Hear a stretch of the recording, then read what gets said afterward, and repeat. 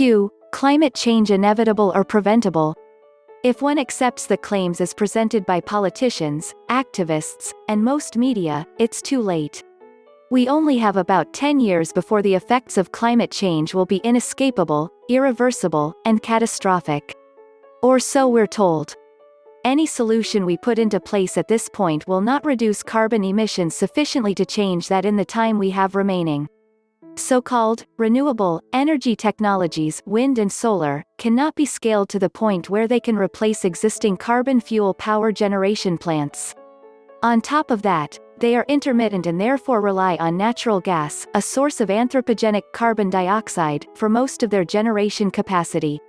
The two technologies that could reduce our emissions, hydroelectric and nuclear, both of which are carbon-free, mostly are rejected out of hand by environmentalists.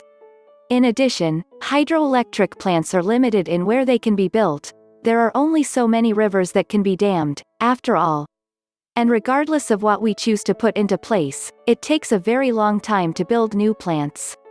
There are issues getting permits, regulatory hurdles to clear, e.g., environmental impact statements, NIMBY objections that have to be satisfied or overcome, and just the amount of time needed to erect the things. 10 years is hardly enough time to do what we're being told needs to be done. And there are other problems. Of the three major countries that emit the most carbon dioxide, China, the US, and India, only the US is making any effort to reverse course.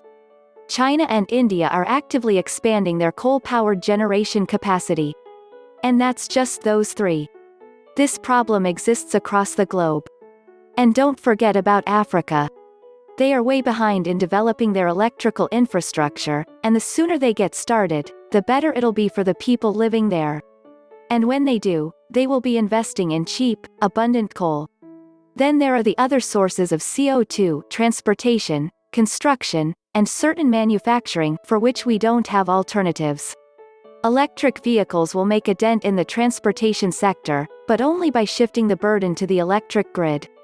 And even so, it'll be a long time before there are enough of them on the road to do even that.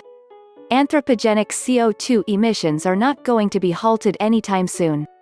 Climate change, and any impacts that will accompany it, is a given at this point.